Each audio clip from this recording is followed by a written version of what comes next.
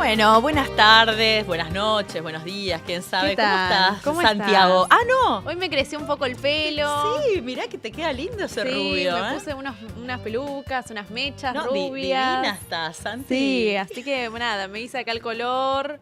Vine impecable. No, igual así. para el verano estás lista. Sí, ¿Estás lista? sí, ya Te veo. se viene a usar la peluca en el verano. Sí. Bueno, hoy estamos con Valentina Castro porque Santiago nos abandonó directamente. Se fue ahí con una actividad del Plan Fénix. Viste que estaban ahí con las voces del Fénix, tratando de revivir al ave Fénix. Tratando de revivir. De alguna manera, los compañeros y compañeras en la Facultad de Ciencias Económicas estaban haciendo una serie de actividades y decidió que eran más importantes que nuestro programa económico. ¿Vos te parece, Valentina? Sí. Se fue a escribir otro programa económico. No sé. No se puede así. No se puede así, no se puede todo. Bueno, bienvenida, gracias por Muchas estar gracias. acá. La otra vez estuvo Lucas Gobo y dijimos tenemos que ser más chicas. Y acá este programa, ustedes vieron, es uno y una. Es ley de paridad. Yo creo que nunca se cumplió el cupo tan bien como en este programa. Sí, yo creo que venimos marcando La un ley récord. de paridad viene increíble acá. Impecable. Aparte, cumpliendo impecable. A mí a veces me dicen, no, pero me cuesta conseguir mujeres. Y digo, mirá, si nosotros conseguimos mujeres todos los miércoles o miércoles por medio en un horario que se graba medio difícil, ¿no? No tienen excusa. No, es una excusa. No tienen Abren así y encuentran mujeres. Sí, hablando de lo que quieran, de todas las temáticas. Sí. Siempre hay mujeres, pero bueno, a algunos no le cuesta ver que hay mujeres para hablar de distintas temáticas. Sí, pero bueno, acá estamos haciendo nuestra venganza. Nuestra venganza y lo vamos a reemplazar ese pelado. Ya va a ver que se quede ahí con los del Fénix. Haciendo programas económicos. Sí. Bueno, ¿qué onda? ¿En qué andaste estos días? ¿Vos en qué estuviste haciendo? Yo estuve tomando caipiriña en estuviste por Brasil. Fuiste a un país donde hay obra pública. A un país donde hay obra pública. ¿Cómo se siente caminar con asfalto, con además, calles? Brasilia es como una ciudad como la Washington de América Latina, te diría. Una ciudad que está toda la burocracia de Latinoamérica. Por ahí está la casa de gobierno, en donde trabaja Lula, en donde entraron los loquitos estos, tipo para hacer como la toma del Capitolio. De hecho, yo les mandé fotos de eso y ninguno se dio cuenta de que era ese lugar. Decían, acá está Mechi en un lugar y no sabían dónde y mostraban mi fotito. Ahí está mi caipiriña. Te la tomaste en serio. Eso llevé esa foto y después puse una foto yo divina, espléndida, en la casa de gobierno de Lula y era como si yo estuviera en un shopping para ellos. En cualquier lugar. Sí, en cualquier lugar. Así que estuviste ahí, Mirá, donde sucedió todo. Eso es la casa de gobierno de Lula, tiene con unas luces divinas al atardecer. Mira, si no estoy combinadísima acá en el lugar. Impecable, te pusiste un outfit on point con la situación. Sí, y bueno, estuve en las oficinas caminando por ahí porque está Alexandre Pupo, que es un compañero que bueno, ahora está a cargo de las juventudes latinoamericanas en representación de Brasil y me hizo una recorrida divina, me mostró. Tour turístico por las oficinas del lulismo. Sí, de hecho me mostraba, mirá acá, todavía queda esto roto de cuando entraron los loquitos. Mirá. Sí, increíble. Así que bueno, fuiste a un país donde hay actividad económica, donde hay bajos niveles de desocupación, donde hay obra pública. Donde están por meter un impuesto a los ricos. No, bueno, ya está. Otro mundo ya Brasil. Sí, tan otro cerca mundo. Y tan lejos estamos. Sí, así estamos. Pero bueno, hablando de cosas internacionales, hoy tenemos a Santi siempre me dice que yo ando con el chamullo internacional, ¿viste? Me dice el segmento Mechi internacional. Bueno, segmento internacional. Bueno, ahora tenemos, ya que no está, aprovechamos y las dos estuvimos leyendo estas notas que vamos a mirar. Ponenos las tapas, Juli, para ver las notitas. Mi odio por el Estado es infinito, ¿no? Mi aversión, mi odio, mi desprecio. Tapa de The Economist. Sí. The Economist es una publicación medio neoliberal, te diría yo, que cada tanto se hace la progre y te tira una nota más no sé qué. En este caso, la tapa está Milei. Y hay otra tapa también de una revista de Estados Unidos, que es la New Yorker, que es una revista de Nueva York, que también lo tiene en la tapa. Viste que dice The Other MAGA President, como el Make America Great Again de Trump, entonces haciendo referencia a Milei. Y cuando uno entra a la nota a leerla... Más un ensayo, es larguísima la larguísima, nota. Dura como 10 páginas. Que hizo varias visitas a entrevistarlo a él, a sus asesores, a su círculo más cercano para hacer un reportaje. Es alguien que viene siguiendo un poco la agenda latinoamericana. Mirá el título. Y bueno, esta ocasión la necesidad de entrevistar a Javier Milei. Sí. El enemigo del Estado. Exactamente. Bueno, como vos decías, él estuvo acá haciendo un montón de entrevistas. También lo ayudó Juan Elman, Sí. que es un periodista argentino que también está cubriendo siempre Latinoamérica, ahora está viviendo afuera. ¿Vos leíste la notita de esa, alguna de las dos? Sí. Me llamó mucho la atención la primera, la de New York Times. No, The Economist. The Economist. The Economist, que habla como muy mal. Yo la empecé a leer y dije, bueno, va a ser una alusión a qué bien está haciendo todas las cosas y demás. Y empieza a hablar de esto del enemigo del Estado, del topo de adentro del Estado que quiere destruir al Estado. Pero yo lo interpreté como con un tinte más negativo, ¿no? Como algo positivo. No, la nota es bastante negativa y eso es lo loco, porque él siempre agarra, la pone la tapa así, dice fenómeno barrial, Sí. ¿no? Su tuit es fenómeno barrial, muestra que hablan de él en los medios internacionales, pero no muestra el contenido de la nota. Es bastante piola porque muchas de estas notas para leer tenés que pagar, entonces la gente en general no entra y la obviamente paga para leer. Los periodistas que hacen notas sobre esto en general son de medios más afines a él. Sí. No hay una cobertura tan profunda de lo que dicen las notas, pero es como vos decís, es bastante crítica la nota de Sí, es bastante Economist. crítica y va en línea con la segunda, ¿no? Esta cuestión del enemigo del Estado, el plan de destruir el Estado de adentro. Me llamó mucho la atención que las dos coincidan con el mismo diagnóstico, ¿no? Con sus distintas lecturas, con sus distintos matices y demás. Pero las dos, un consenso en el cual Milei se enfrenta al Estado como si fuese una cuestión antagónica, como si él no fuese parte del Estado, ¿no? Sí. Y de hecho a mí la segunda me llamó mucho la atención porque, bueno, como vos decís, el tipo estuvo acá, dio vueltas, se entrevistó con mucha gente, cita muchos informantes clave, digamos, entre ellos a Tenenbaum y el libro que escribe Tenenbaum.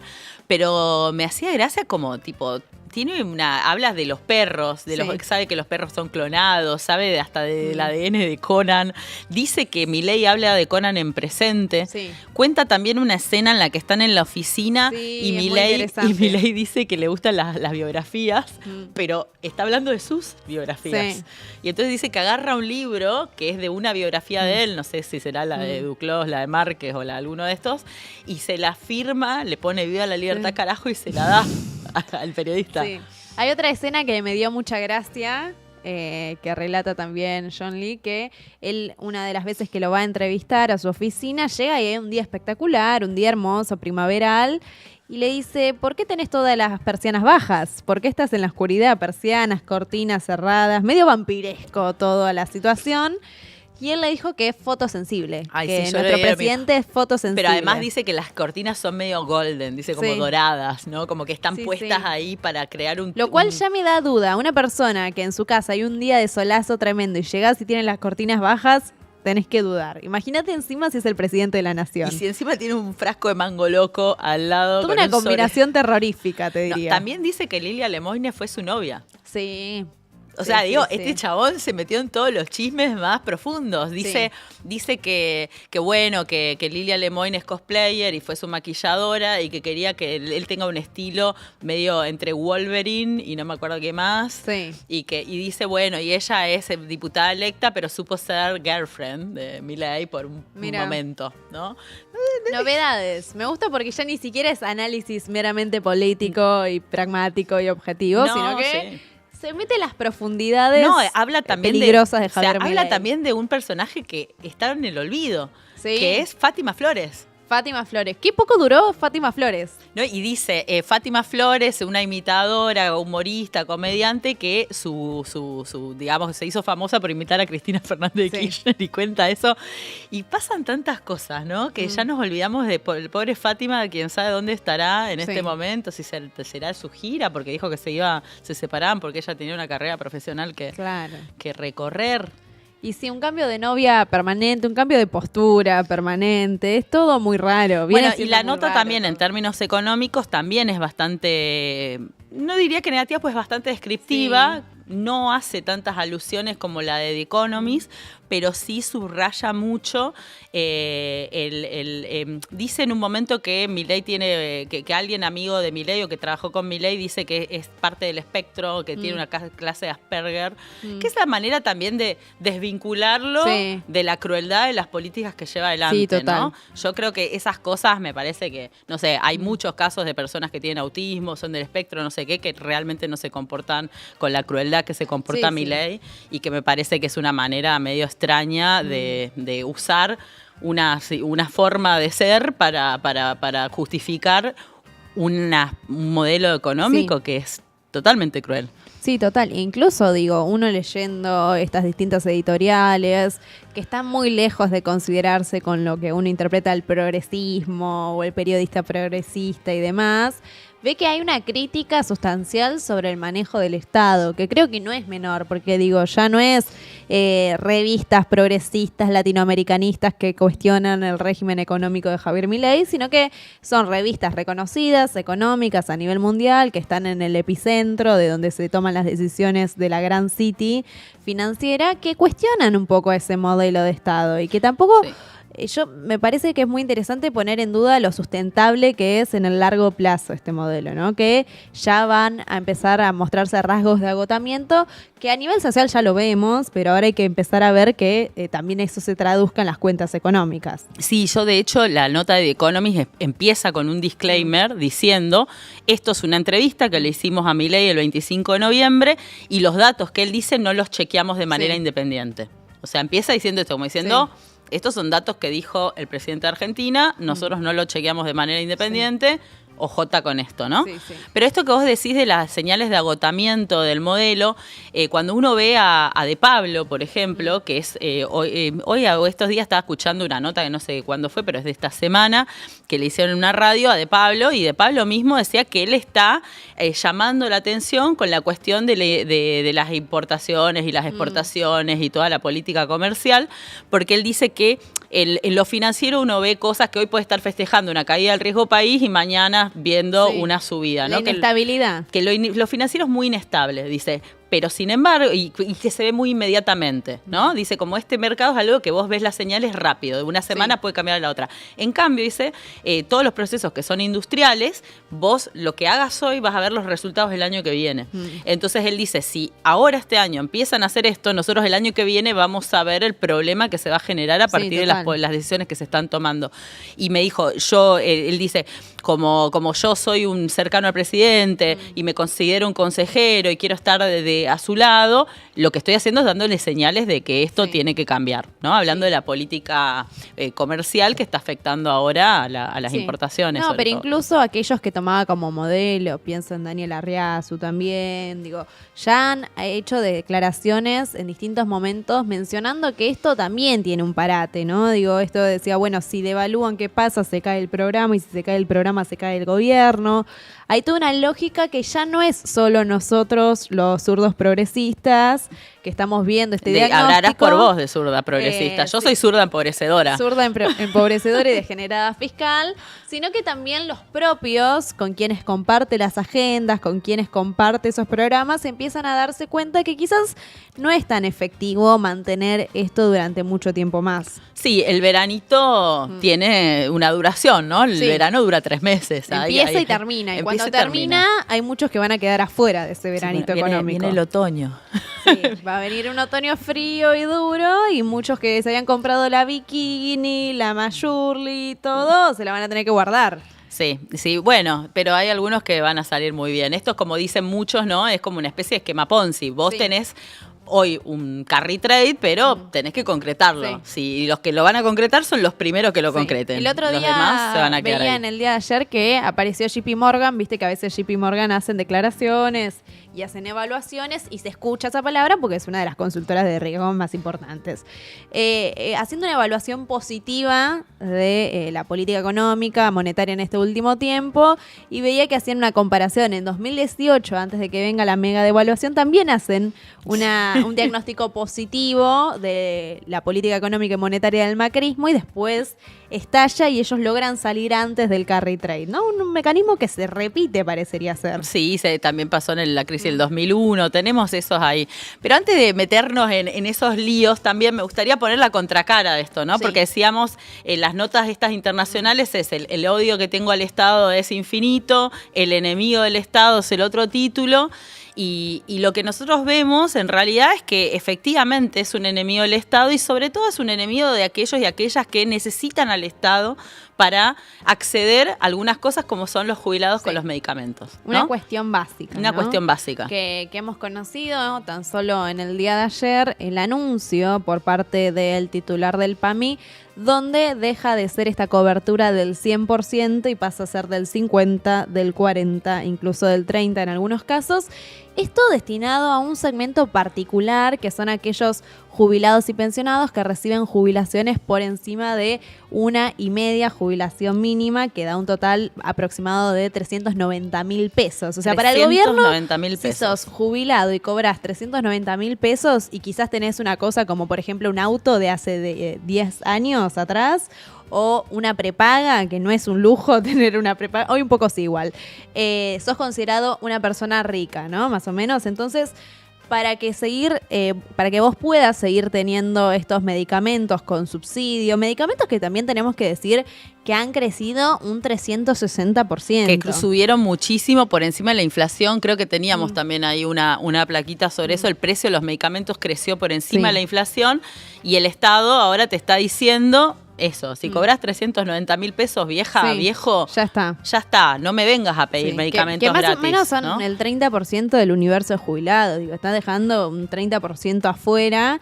Y acá hay una cuestión también muy importante, que lo que te dicen, bueno, si tus medicamentos que tenés recetados, por ejemplo, para sobrevivir, te representan más de un 15% de tus ingresos, podés presentar un certificado que sería como un certificado de pobreza, básicamente, en el cual obligan a los jubilados y jubiladas a meterse en una página web, cargar sus datos y justificar que necesitan ese subsidio. Y aparte, imagínate, ¿no?, que vienen hablando de que el Estado interviene, de las regulaciones, de la burocracia, de los trámites, pero acá te meten trámites, te meten burocracia y el señor desregúlese Sturzenegger no le está haciendo ningún favor. Digo, hay que pensar también, ¿no? Hay gente que tiene 82 años, no se maneja en un celular fácilmente. La mayoría de los jubilados y pensionados no tienen acceso ni siquiera, ¿no? No, yo me acuerdo en la pandemia cuando nos tocó con el tema del IFE, teníamos problema que había gente que no podía consultar el saldo de su cuenta porque no tenía acceso al home banking, porque no sabía usar el home banking. La manera de acceder al saldo de la cuenta era irse a un cajero electrónico si tuviera cerca uno, y si no, un cajero humano, ¿no? Es decir, no sabes cuánto tenés en la cuenta y te están pidiendo que llenes trámites y que muestres un certificado de pobreza, básicamente, para poder acceder a un medicamento que es vital. Hay medicamentos para la presión, para el reuma, para la artrosis, digo, algunos oncológicos, de todo, digo. Es como, llega a cierta edad que mi papá tiene una cajita con 5 cubículos y tiene 2 o 3 pastillitas en cada cubículo, ¿no? De los días o 7, no sé. Y también entender que esta decisión no es azarosa, digo. Sabemos que ahora en diciembre se termina el impuesto país, uno de los impuestos que genera más recaudación. Digo, la recaudación vienen cayendo los ingresos porque entendemos que para tener superávit significa equilibrio entre gastos e ingresos. Es decir, por más que vos ajustes un montón, pero no generas ingresos, ese superávit no se alcanza. Hoy, como levantan el impuesto país, que es ese impuesto que se cobra sobre las percepciones de las compras y los gastos en el exterior con la tarjeta y demás, tienen que compensar. Y a la hora de elegir cómo compensar esa caída de la recaudación, eligen a los jubilados. Digo, es la variable de ajuste, ¿no? Qué casualidad, porque vienen ya desde principio de año, le congelaron el bono de 70.000 pesos. No quisieron darle un aumento que hacía que empaten a la inflación, digo, ¿no? Esto se votó en el Congreso y Milei lo vetó. Después las prepagas las desregularon al principio, los medicamentos fueron y vinieron varias veces y ahora anunciaron definitivamente esto, con la historia además de que había jubilados que repartían medicamentos a las familiares, ¿no? Como que eran dealers de la familia, dealers de la familia que juntaban los medicamentos y los repartían por ahí. Para mí Milei descubrió una nueva forma de hacer política económica, ¿no? Los jubilanomics de Milei.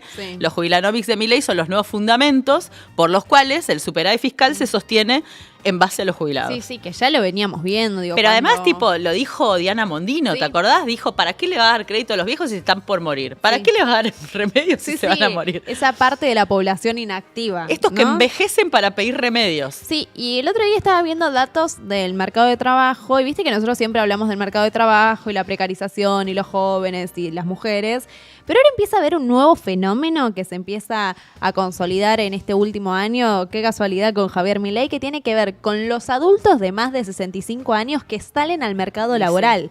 Que ya estaban inactivos porque les correspondía jubilarse y quedarse en su casa y gozar de sus años trabajados, que salen a hacer changas, o sea, personas por encima de los 65 años, obviamente en su gran mayoría mujeres, y lo que salen y consiguen son trabajos precarizados, digo, ya no es que salen y los toman estas megas empresas, Globan, Accenture y ¿no? demás, no. Lamento decirle que los jubilados que hoy salen a laburar salen a vender empanadas en las estaciones como Retiro, por ejemplo, ¿no? Entonces, ahí también hay un nuevo fenómeno de fragmentación social donde ya no son solo los jóvenes los precarizados, sino que también son los grandes los precarizados. Bueno, por eso decía, estamos frente a un gobierno que descubrió fundamentos económicos que para sostener el superávit hay que atacar a la población que igual se va a morir, como Sí. dice Diana Mondino, ¿no? Entonces, ¿para qué ocuparnos de este sector? Si total ya está, además nos sacan un montón de gasto y nosotros ya hace rato venimos diciendo 1/3 del superávit que Milei abona y dice Sí. y grita, que es medio matemagia también, porque no sabemos muy bien esos números cómo tomarlos. 1/3 se explica por Sí. la reducción de los ingresos y los pagos de las jubilaciones. Entonces, ahí tenemos un sector que está pagando una casta, Sí. ¿no? Sí, sí. Política de medicamentos que también tenemos que decir que cada vez cubría menos medicamentos. Sí. Es decir, no solo te reducen por cantidad, sino también ahora por subsidio, lo cual eso hace que la situación que ya venía complicada, y me parece importante aclarar que no es que en el 2023 los jubilados eran multimillonarios y tenían No, una para vida y nada. se iban a Miami de vacaciones. Digo, la situación ya venía compleja. Lo que hace Javier Milei con estas políticas es profundizar esa precarización de la vida. Sí, y aparte, yo siempre digo, ¿no? Como estamos hablando de un sector en el cual, como vos decís, algunos logran salir y hacer una changa, pero hay otros que no tienen ninguna chance de No, hacer obviamente. ninguna Y tampoco changa, nadie quiere ni que alguien de más de incorporarse. 65 años tenga que salir al Sí. mercado laboral. Y hay un diputado, no me acuerdo Sí. el nombre, que dijo, bueno, seguro tienen un familiar que los ayuda. Sí. ¿No? Bueno, también es la pobreza intertemporal, Sí. ¿no? El abuelo que tiene que nutrirse del padre, del sobrino, del hijo, del nieto. Es como, bueno... La deuda interna. La deuda, la cadena de valor que se genera intrafamilia que empobrece a todos realmente, porque si el jubilado no llega, es el hijo o la hija del jubilado que ayuda y que la guita va para un lado, va para el otro y se te va achicando tu sendero fiscal Sí. en tu casa. No, me parece que ahí tenemos un tema que bueno, que hay que retomar. A todo esto los jubilados siguen yendo los miércoles a la Plaza del Sí. Congreso, así que si estamos preocupados deberíamos también ir a apoyarlos, ¿no? Total. Ir a apoyarlos un poco más para que esto no se queden solo frente a esto, que es un gobierno que realmente los agarró al punto, ¿no? Sí, sí. Y la naturalización de esta precarización y de que cuando hay que tomar decisiones y decir, bueno, sacamos el impuesto país, que se supone que las personas que tienen la capacidad y el poder adquisitivo pagan el impuesto país cada vez que hacen un gasto con la tarjeta o se van de vacaciones o compran pasajes y demás. Bueno, seguimos beneficiando un poco a esas personas porque hacemos políticas como, bueno, el dólar tarjeta barato, determinados incentivos para importar productos y que te compres un celular en el exterior y llegue a tu casa. Y la contracara de ese beneficio para un sector muy concentrado de la población es ajustar a mansalva a los jubilados, a las mujeres, a los pobres.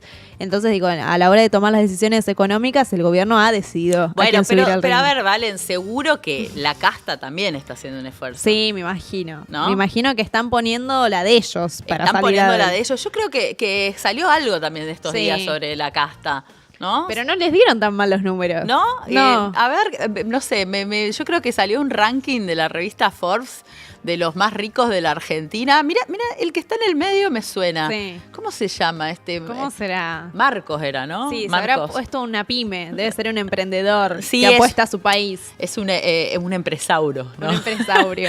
No, bueno, salió el ranking de Forbes. Forbes es una revista que lo que hace es decir quiénes son los más ricos en el mundo mundial. Y siempre hay algunos argentinos que entran en esta lista. Y lo tenemos a Marquitos Galperín. Sí, lo que veía novedoso es que sumando todos los millones de los argentinos juntan alrededor de 68 mil millones de dólares. O sea, podemos pagarle al fondo y nos sobra. Sí, podemos pagarle al fondo, podemos pagar unas par de rutas, un par de escuelas. Sí, se podría la invertir. Escuelita de robótica de Marquitos podríamos poner, Sí, ¿no? así que Marcos lidera el ranking. Marcos lidera el ranking y además lo que muestra es que su patrimonio más que se duplicó desde el 2020 hasta ahora, es decir que como muchos empresarios de la tecnología, ha tenido un incremento brutal de su patrimonio producto de la pandemia. Sí. En la pandemia que todos y todas empezamos a depender mucho de la tecnología, ya sea el WhatsApp para saber cómo está tu familia, no sé, las redes sociales para mantenerte en contacto con tus amigos.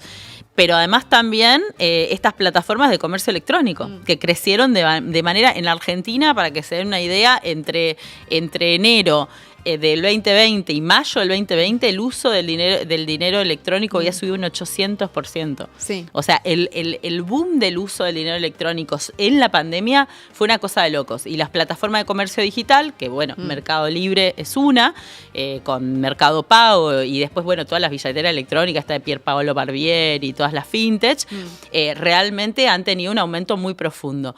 Y lo loco es que cuando uno mira la lista de Forbes, la mayor parte de los más ricos viene de 4 sectores.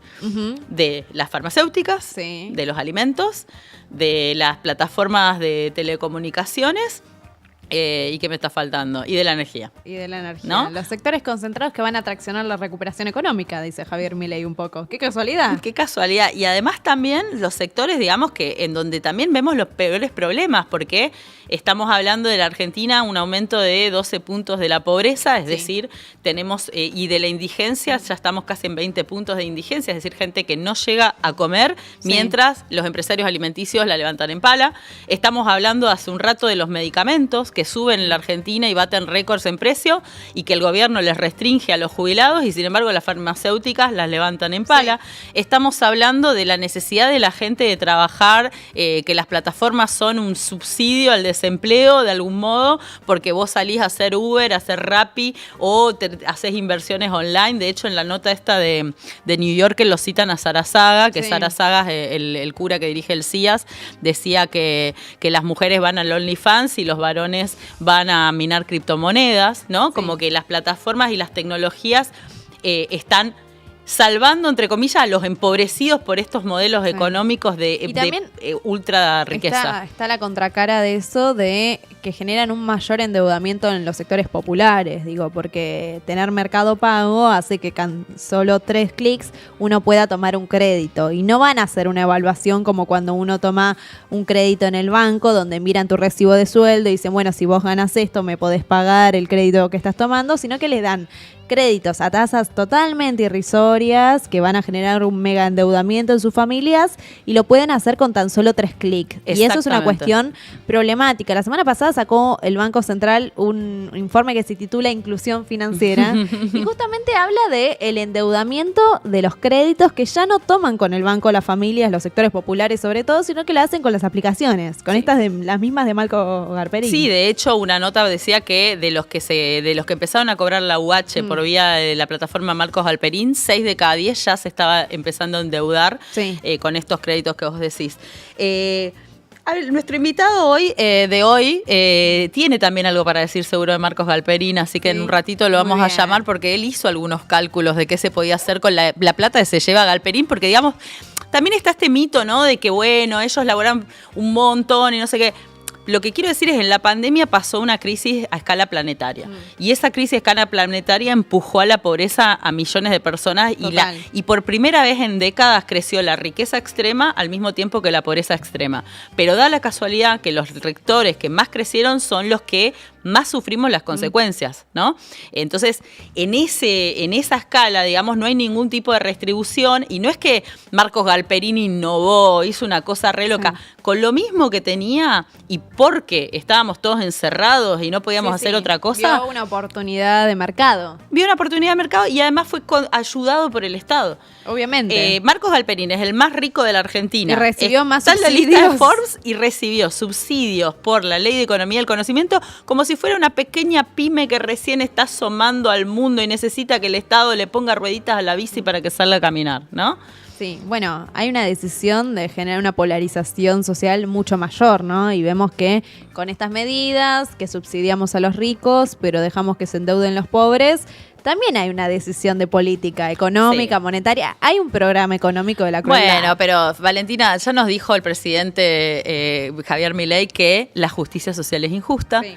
Y que si a vos te va mal es porque no estás haciendo del todo bien las cosas, y que los ricos son benefactores sociales, ¿no? Así que bueno, vamos a invitarlo a nuestro transeúnte que está por acá, al señor Germán Pinazo. Germán Pinazo es vicerrector de la Universidad Nacional de General Sarmiento. Además también un gran colega y amigo, trabajamos juntos en esa universidad en el siglo pasado, casi hace una década más o menos, ¿no? No tanto. Hace una década, una década, es una década. Estamos grandes, 10 años pasan rápido. Bueno, bienvenido, Germán, no sé si la conocías a Valentina. No personalmente, ¿cómo estás? Un gusto. Pero me dijo que te escucha. Con Toñetti. Exactamente, pasamos el chivo, ya que ya que no sé si está bien eso, pero... Está muy bien. Sí, un saludo a nuestro amigo Daniel. Bueno, ¿cómo estás? Justo te vi y dije, él tiene algo para decir de Marcos Galperín, los subsidios que se lleva, los incentivos fiscales, no sé. Sí, cuando arrancó la discusión sobre el presupuesto universitario a principio de este año, que fue un año dificilísimo, y ya en enero, febrero veíamos que iba a ser muy complejo porque no se habían actualizado las cuotas de gasto de funcionamiento en relación a enero del año anterior. O sea, arrancamos este año, como ya seguro lo repetimos hasta el cansancio, con la misma cuota de gasto de funcionamiento que un año atrás, lo que no había pasado nunca. Habíamos hecho la cuenta en ese momento de que Mercado Libre, según sus propios balances, se había llevado en concepto de exenciones impositivas de toda índole, más que todo el sistema universitario en términos de cuota de gasto de funcionamiento. A ver, repetime esto. Eso es para el 2023. Para el 2023. Este año debe haber sido mucho mayor porque la el recorte guita que se llevó Marcos Galperín, de concepto de todas sus exenciones impositivas, te podría haber puesto a funcionar todo el sistema universitario. Todo lo que no es salarios del sistema universitario podría haber sería? funcionado. Los gastos, todo. El gas, la electricidad. El gas, la electricidad, la seguridad de los campus, los alimentos para los dispositivos como tenemos nosotros de jardín maternal para cuidar a los hijos e hijas de estudiantes, los reactivos de los laboratorios, las becas de los pibes y las pibas, todo lo que no es salario docente y no docente se podría haber sostenido en el 2023 con las exenciones impositivas que se llevó solamente Mercado Libre. Marcos Galperín, que está primero en la lista de Forbes, es decir, el hombre más rico de América Latina, o bueno, de Argentina, no sé si América Latina, pero debe estar en el top 10. Sí, no sé si Slim no le gana, porque Slim es un multimillonario mexicano, ¿no? Pero digo, es llamativo. No llegué a ver los datos de 2024, pero seguramente eso es muy superior porque la cuota de gasto de funcionamiento no se actualizó conforme a la inflación, sino que muy por debajo, de estar por debajo de la inflación acumulada, la mitad más o menos de la inflación acumulada, y no me imagino que la facturación de Galperín haya crecido por debajo de la inflación. Con lo cual... al contrario, él dice que viene creciendo. Sí, total. Y de hecho nos mostró datos que el Cyber Monday creció un 34% con respecto al año pasado. No lo quiero ni calcular en realidad, si me pongo a pensar. No, vos te estás por largar a llorar, me parece. No, es fin de año, no lo ya quiero solo calcular. Pensar en enero arrancamos de nuevo, pero... No, pero por eso digo, imagínense si...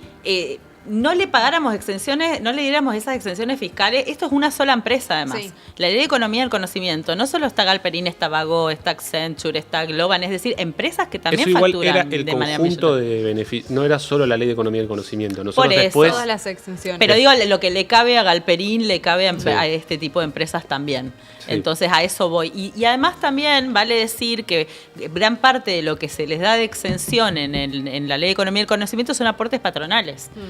Son aportes patronales, son aportes de la Seguridad Social. Entonces después te dicen que los que se jubilan sin haber aportado lo suficiente son parásitos, pero a este le perdonan que los aportes que le tiene que dar a sus propios trabajadores y, ¿por qué no? Cada tanto le hacen un blanqueo laboral, como en el RIGI, para que ellos, cuando contrataron a todos en negro, ahora le pasen a estar todo bien con la ley, aunque los trabajadores no tienen nunca más esos aportes y van a ser las sanguijuelas que van a querer depredar al sistema previsional, ¿no?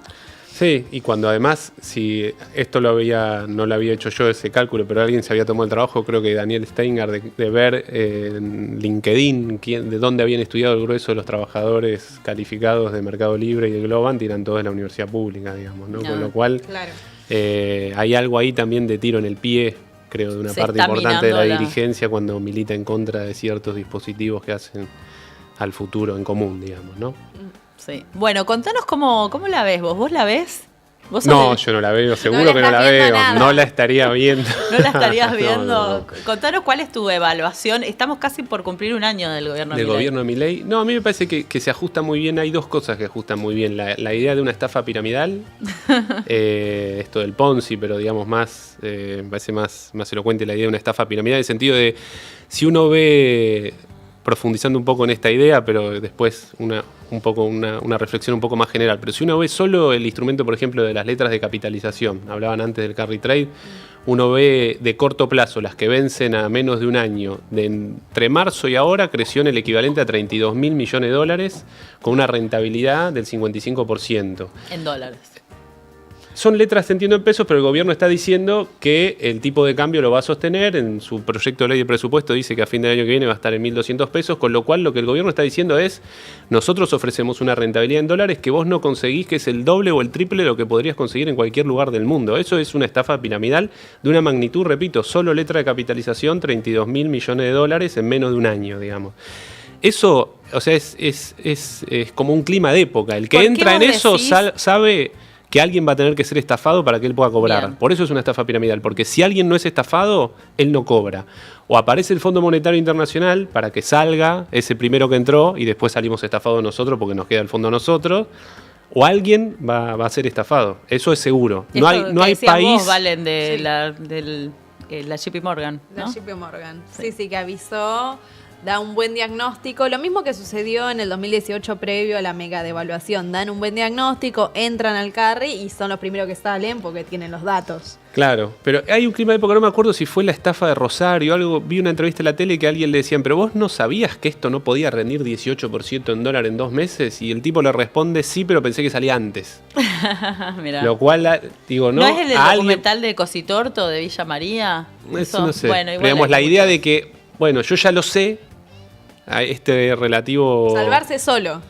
Este relativo bienestar temporal, sé que alguien lo va a pagar, pero espero que no sea yo. Pero está claro que no pueden emitir el equivalente a 32.000 millones de dólares con vencimiento en menos de un año, rindiendo 40% en dólares. Nadie puede pensar que eso se puede pagar en Argentina, digamos, o en ningún país del mundo, porque nadie lo paga. Eso por un lado, y después hay algo también de...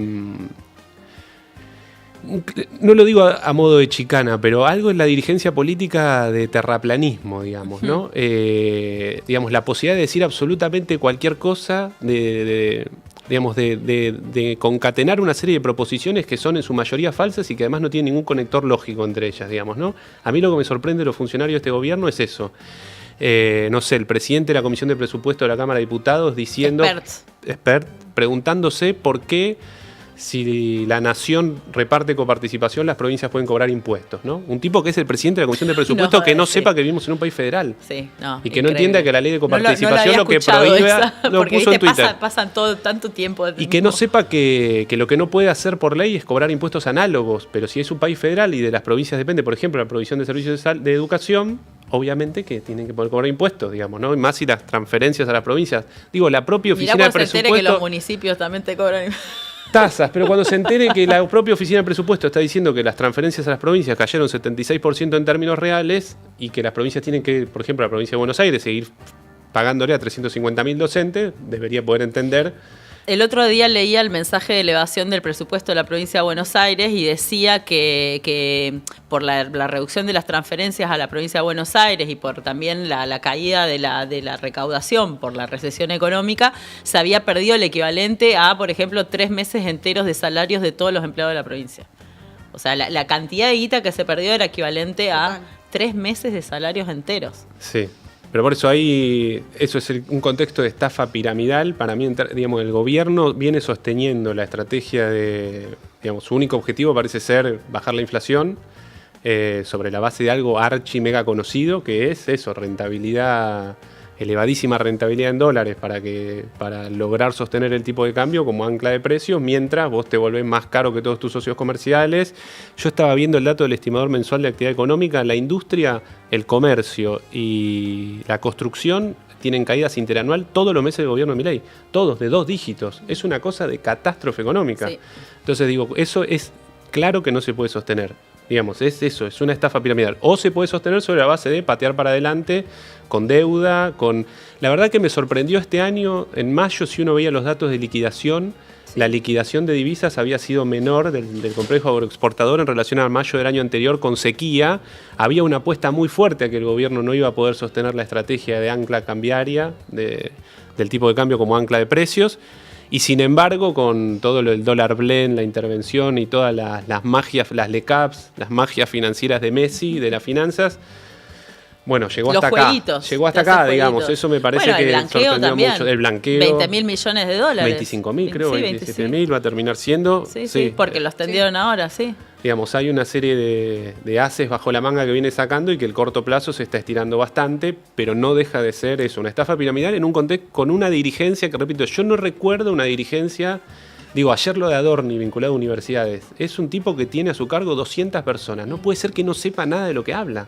No, sí, pero es tremendo. No puede ser que el tipo no sepa que los extranjeros no residentes no... Que diga cualquier cosa sobre el sistema universitario. El otro día también Lilia Lemoine, cuando se votó lo de las apuestas online, viste que es una regulación de dónde se publicita porque hay muchos casos de pibes que están hechos pelotas con deudas gigantescas y además con problemas de adicción a las apuestas online, diciendo, ay no, pero acá hay muchas empresas que ganan plata y ¿qué no nos vamos a meter en que ganen plata y no sé qué, viste? Como unas cosas también que decís no están capacitados realmente, no entienden mucho de lo que pasa. Volviendo a Galperín, hoy creo que tuiteó ayer, Europa hace mucho que dejó el capitalismo. Sí.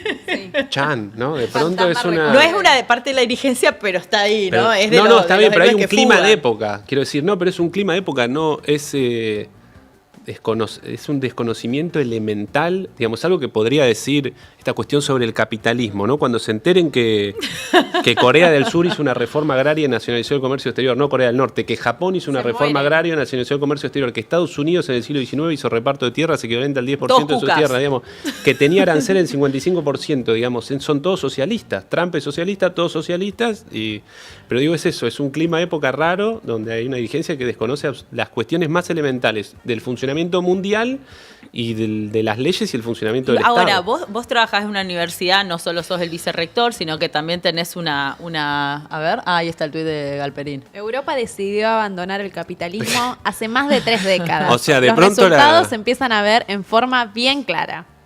Dios mío. Es raro. Sí. Es raro. O sea, de pronto la Unión Soviética sigue existiendo y no nos enteramos. No sé. Vimos. No, te decía, vos no solamente sos el vicerrector de una universidad pública y nacional, sino que además también sos docente, sí, universitario. Y te quería preguntar, ¿cómo ves en el aula los estudiantes que entran en la carrera de Economía Política, la carrera de Economía Industrial, las carreras que se dan en la UNS? ¿Qué perfil, si esto de Milei está pregnando también en los deseos? Porque yo me acuerdo cuando yo estudié en los 90, sí, y en los 90 estaba muy de moda Cavallo, y muchos y muchas de mis compañeros lo tenían como referencia a Cavallo, más allá de que te guste o no, estábamos los zurditos, los lágrimas de zurdo de siempre, y estaban los que tenían de referencia a Cavallo. Entonces me pregunto también si eso lo notás en las aulas, sí, aparecen preguntas sobre esto, te cuestionan en clase, ¿cómo ves esto? Bueno, ahí te puedo hablar de mi experiencia muy puntual, digamos, y de comentarios que fui recogiendo. Yo di clase el primer semestre y el segundo en materias muy distintas. Di clase en una historia económica inicial de varias carreras y era el primer semestre. Claro. ¿no? Hay que tener en cuenta que... Y después di clase en una materia de Economía Política Internacional, un poco más de estudiantes avanzados de estudios políticos, un universo politizado ya y fueron universos distintos. Me sorprendió mucho el primer semestre, no sé cuán representativo es, pero me parece, a mí fue una experiencia muy buena. Para mí, yo recuerdo un ejercicio que yo hacía era... Revolución Francesa, control de precios, discurso de Robespierre sobre la importancia de que la propiedad privada no puede ser la institución más importante de una sociedad, sino que hay cosas más importantes como que el derecho de la gente a no morirse de hambre. Entonces era, ponerle fines del 1792, Robespierre, divido el aula, derecha e izquierda. Ustedes, derecha, tienen que estar en contra de Robespierre, a la izquierda a favor. Y yo les corto la cabeza ahí. Y ganó por lejos la derecha, digamos, ¿no? Por lejos, los argumentos Mirá. eran los mejores. Y recuerdo a uno de los chicos, que era el que mejor argumentaba, que le digo, che, ¿y por qué te inclinaste por esto? Me dice, profe, hice lo mejor que pude, a mí me hubiese gustado estar del otro lado. Ah. Del lado de defender que el derecho más importante era eso, la propiedad privada. Sí. Eso fue tipo, Confusión total. Pobre, estaba en el lado erróneo, la vida igual lo dio todo. Se hizo zurdo por conveniencia. Para probar la porque materia. yo los dividí arbitrariamente. Por eso, vos te toca probar, acá, vos te toca allá. El pibe argumentó muy bien, pero la argumentación del pibe era: ¿cómo vamos a sostener la propiedad privada si la gente se muere de hambre? Y digo, pero no, yo tenía que argumentar otra cosa. ¿Por qué encaraste por acá? Y era yo también, empecé la facu a principios de los 2000 y también Lágrima de Zurdo era y en nuestra universidad también, segundo cordón y conurbano, primera generación de universitarios, 30% de los estudiantes de nuestra universidad son además principal sostén del hogar, es Claro. una composición fuerte, clase trabajadora, digamos, ¿no? Sí, que además eso ves también en las aulas, cuando hay crisis empiezan a faltar. Y yo doy esta materia hace 12 años y eso me sorprendió mucho. Era un buen discurso de Robespierre. Y los pibes ahí hay muchas cosas igual para pensar porque... un poco más en serio y no va a haber tiempo solo para conversar sobre eso, digamos, pero la idea del dispositivo de control de precios usado de manera aislada, digamos, era difícil que alguien en la Argentina post gestión Massa de 20 años, 22, defienda el dispositivo de control de precios, digamos, ¿no? También, y es importante que nosotros, no sé si acá, seguramente ustedes lo hacen en otro momento, hacer una reflexión sobre las dificultades que tuvimos nosotros para tener una estrategia antiinflacionaria que logre transmitir una sensación de bienestar y que no genere las grietas para que emerja el terraplanismo, digamos, ¿no? Sí, porque el totalmente. terraplanismo emerge en las grietas de las cosas que por ahí nosotros no supimos hacer. Y pienso también un año muy de incertidumbres en la universidad, esto de decir, bueno, me anoto en la materia, pero no sé si la voy a poder terminar, porque no sé si voy a poder con mi laburo, si tengo que dejar mi laburo, si me echan y tengo que bancar a mi familia. Entiendo que esa incertidumbre también lleva a que muchos pibes que empezaron la carrera, que se anotaron, que es su primera experiencia, empiecen a dejar o empiecen a faltar. ¿Qué pasa ahí y cuáles son las herramientas precarias que hoy tiene el sistema universitario para, de alguna forma, generar la permanencia de esos pibes? Y bueno, mira, paradójicamente en universidades como la nuestra, este año tuvimos 1.000 personas más inscriptas en cada semestre en relación al año anterior. Generó más incentivos la crisis de ponerse a estudiar. La crisis suele, según me han contado en otras crisis, generar que la gente se acerque más a la universidad. Nosotros tenemos dispositivos, tenemos becas de acompañamiento, de ayuda económica, tenemos becas académicas de investigación y docencia, tenemos, lo que contaba antes, un jardín maternal, un jardín de infantes también, y una sala de juegos que está en el horario cursada, pero por ejemplo... Nosotros a principio de año no podíamos con la cuota de gasto de funcionamiento sostener alimento. Claro. Y eso es importante también porque vos vivís en un hogar donde sos además principal sostén del hogar, tarea de cuidado, digamos, ¿no? Si no tenés esos dispositivos en la universidad, una beca de ayuda económica o un lugar donde dejar a tu pibe o a tu piba, se te dificulta. El desgranamiento fue mucho mayor, no tengo el dato exhaustivo de cuál fue el desgranamiento, fue un desgranamiento mucho mayor, pero, repito, paradójicamente las inscripciones fueron mayores. ¿Y qué nos podemos esperar para hacia el año que viene en función de, vos seguramente viste el presupuesto 2025, también cómo ves en el equipo de los rectores y vicerrectores y todos los debates que se están dando, cómo viene esa fuerza, esos debates, y también qué pensás que va a pasar con el sistema universitario para el año que viene. Mira, el presupuesto es un presupuesto que lo que ha hecho el gobierno es, lo que respecta a las universidades, es agarrar las transferencias de agosto y multiplicarlas para el año que viene. O sea que ya no alcanzaría para sostener septiembre, octubre, noviembre, y que en términos de gasto de funcionamiento implica una actualización de apenas un poco más del 40%. Eso ya sabemos que no nos va a alcanzar. O sea, te comiste el 120 que va a terminar de este año de inflación, y ellos proyectan 18 para el año que viene. O sea, tendrías 140 sumado y a vos te dan 40. 40. En el mejor de los casos, o sea, porque ya nos anunciaron que si no hay presupuesto, la cuota de enero va a ser la misma cuota de diciembre, con lo cual estamos otra vez en el mismo problema. Eso es gasto. Perdón si esto ya se discutió muchas veces, pero el recorte a las universidades tiene 3 dimensiones. El principal problema hoy es el salarial, que es un recorte. No ha habido nunca en la historia de la democracia, creo yo, que ni en la hiperinflación una caída de alrededor de 30% del poder adquisitivo de los salarios docentes y no docentes en tan poco tiempo, ni en la hiperinflación. Y eso es muy importante, no solo para la universidad, sino para el sistema científico-tecnológico. Digamos, claro. CONICET tiene 10.000, 11.000 investigadores, el sistema universitario tiene 20.000 de dedicación exclusiva que son investigadores y 30.000 semi-exclusivos que hacen investigación. Digamos, es un impacto muy fuerte también a la investigación ese recorte salarial. Y las otras 2 dimensiones son la de gasto de funcionamiento, que repito, sostener los dispositivos que tenemos en las universidades para financiar becas, para financiar insumos de laboratorio, para financiar todo lo que tenemos, es prácticamente imposible. Y después hay otra dimensión menos conocida que tiene que ver con los recortes de partidas que, si bien no forman parte de nuestro presupuesto, hacen a la vida universitaria, como la infraestructura, algo tan elemental como infraestructura. El gobierno ejecutó 0 en infraestructura, 0 en extensión universitaria, recortó las becas que da la ahora Subsecretaría de Política Universitaria, la Secretaría de Educación. El fortalecimiento de la ciencia y de la técnica se está ejecutando un 25% de lo que se ejecutó el año pasado en términos reales. Es un recorte en toda la línea del sistema universitario. Según la Oficina del Presupuesto del Congreso, las transferencias a universidades cayeron 30% en el acumulado hasta octubre. Es una cosa inédita, no ha pasado nunca, y es importantísimo recordar para mí que Argentina tiene, si uno ve, vamos a terminar este año con un gasto en educación superior de alrededor de 0,57 del PBI. El promedio de América Latina es 0,92 del PBI y Argentina tiene la tasa de matriculación más alta de América Latina. O sea, no hay por dónde entrarle a la universidad. La universidad es una de las instituciones más eficientes que tiene el Estado argentino, y me animaría a decir también, ¿por qué no?, una parte importante del sector privado.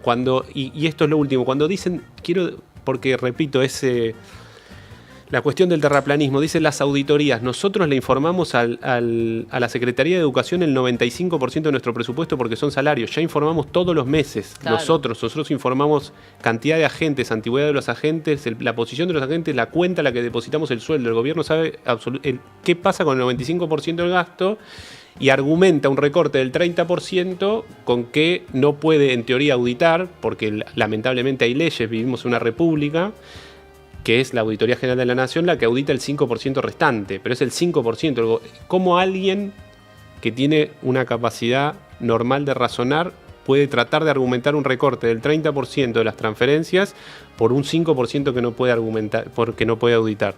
Bueno, el año que viene va a ser un año muy complicado, porque si se prorroga, va a ser la primera vez que pasa desde que está la ley de administración financiera que 2 años el Congreso no logra votar un presupuesto. Vos ya lo estás dando por muerto, digamos. Veo una voluntad muy fuerte de los gobernadores y de muchos diputados y diputadas. Veo una voluntad, un cariño muy grande tratando de que se vote. Que sería, repito, a nosotros nos conviene que aumente el 44% contra nada. Pero ahí el artículo 1 de la ley de presupuesto es un artículo, creo, invotable. Sí. La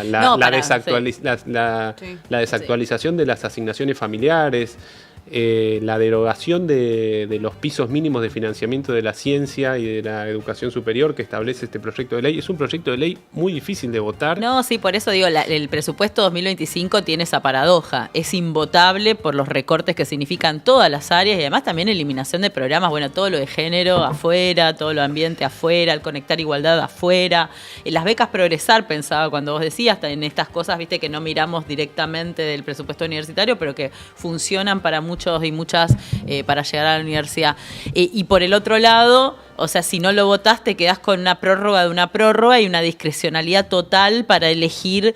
Y además también este año hubo una poca y nula ejecución en muchísimas partidas, ¿viste? Más allá de las actualizaciones que fueron disputas, básicamente si no disputaste, no te ejecutaron y no te dieron el presupuesto. Hay partidas que están al 20%, al 30%, casi con el año cumplido, ¿no? Entonces, ese la es el ley problema. igual establece que en contexto de prórroga el Ejecutivo tiene que tomar las medidas necesarias para garantizar el funcionamiento mínimo del Estado, digamos. Está bien, yo creo que alguien va a cumplir una ley, es cierto, nos reímos todos, soy un ingenuo, pero sí, 2 años seguidos de prórroga sería una cosa muy loca.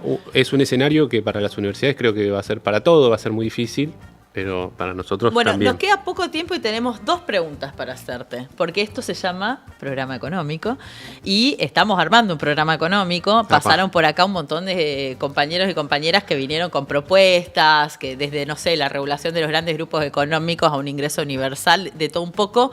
Así que te vamos a preguntar una propuesta económica que vos sumarías a este programa económico que estamos construyendo, y la otra también algún libro de economía que tengas para recomendar.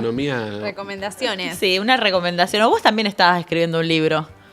Sí, pero no es de... Bueno, puedo ir por eso. Vos escribiste uno del Che Guevara, yo tengo unos flaquitos así en mi biblioteca. Zurdo. Es un zurdo. Zurdo empobrecedor. Estas son lágrimas de zurdo, acá yo las colecciono. Así que si querés puedes tirar alguna acá, porque es mi colección de lágrimas de zurdo. Tengo un montón. No sé si da que llore en cámara y todo, pero mejor después.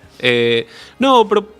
A ver, yo no soy un especialista en esto que voy a comentar, y también en línea con lo que conversábamos un poco antes, digamos, hay algo ahí de la condición de posibilidad para que emerja Milei que tiene que ver, me parece a mí, con que parte de algunos disparates que sostienen hacen carne en alguna experiencia real, digamos, ¿no? Milei dice que odia más que nada al Estado, y todos sabemos que, digamos, que atrás de eso, cuando él dice todo impuesto es un robo, digamos, no es solo un problema de que el Estado sea más chico. Si todo impuesto es un robo, no existe la comunidad, digamos. Nadie tiene que esperar que otra persona haga un esfuerzo por nada, digamos, ¿no?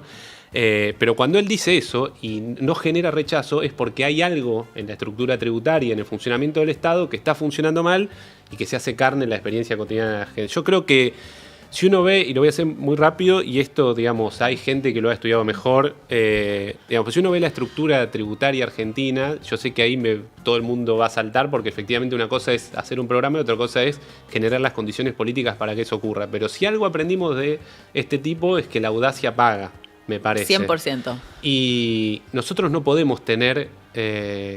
digamos, una estructura tributaria, por ejemplo, donde los ingresos brutos, que son un impuesto provincial, son... en la estructura tributaria consolidada, el tercer impuesto más importante detrás de IVA y de ganancias. Porque entonces lo que estamos haciendo es, digamos, generando las condiciones para que Expert pueda decir cosas y no parezcan el disparate que son, digamos, ¿no? Ingreso bruto no puede ser el 74% de los recursos tributarios de las provincias.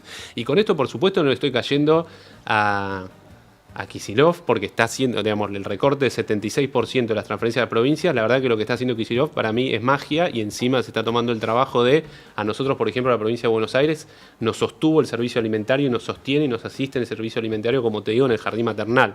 No es claramente un achaque a los gobernadores en este contexto, pero, digamos, el impuesto inmobiliario rural, de cuyos catastros depende también, por ejemplo, los bienes personales. No puede ser que cuando uno mira los datos de la OCDE y que decimos que se habla de los impuestos a los flujos, ¿no? Impuesto a las ganancias, impuesto a las rentabilidades de las empresas, Argentina, el peso en el PBI sea 5 puntos, y en Chile, un país insospechado de ser comunista, sea 7. Que los impuestos patrimoniales en Argentina, los bienes personales sean 1 y que en el resto de América Latina sean 3. Que cuando uno ve los activos rurales estén exentos del pago de bienes personales, que es 0,44 del PBI.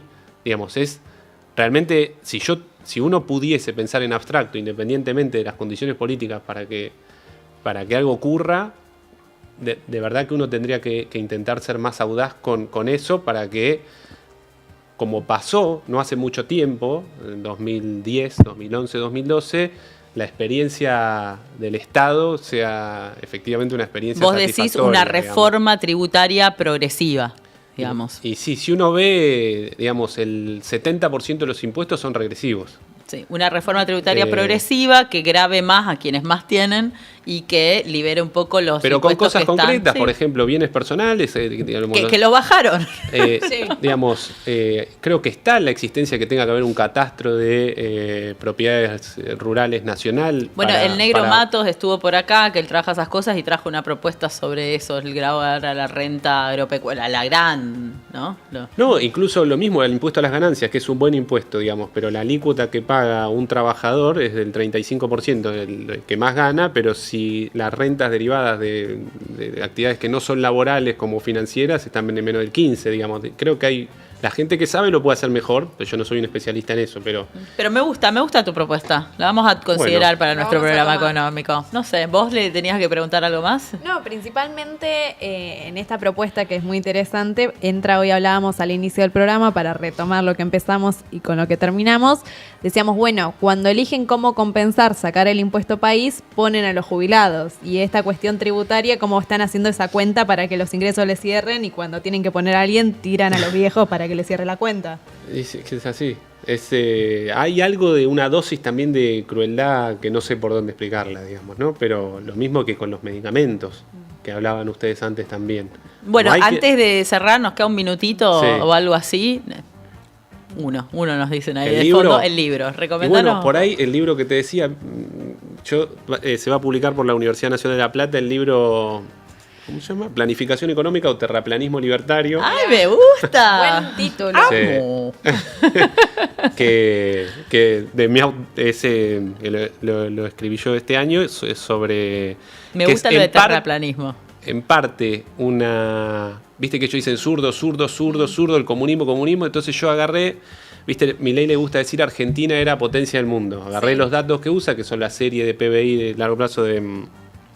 Ya me olvidé, pero los datos de pobreza, esos de largo plazo, qué países eran pobres en 1910 y cuáles eran en 1980, y no hay máquina de destrucción de la pobreza más grande que los países comunistas, digamos, con la misma falacia de autoridad que Milei. Entonces, mostrar algo de la economía planificada soviética que no colapsó por cuestiones de condiciones materiales de vida, algunos repasos por experiencias de planificación en el capitalismo, reforma agraria, Japón, Corea del Sur, aranceles en Estados Unidos, y bueno, es tratar de ser un poquito provocador con algo de reivindicación de la economía. Me encanta, entonces sale por la Universidad de La Plata el año que viene. Tendría probablemente que estar entrando en imprenta la semana que viene, bueno, así que va a estar a fin de año, pero por ahí les mangueo el año que viene alguna regalo presentación. De Navidad puede estar. Regalito de Navidad puede ser eso, o puede ser para Año Nuevo, para irse a, no sé, abajo un árbol a leer, a la sombra. Está mal que recomiende algo mío, pero ya que estamos... No, para el contrario, acá somos todos egomaníacos.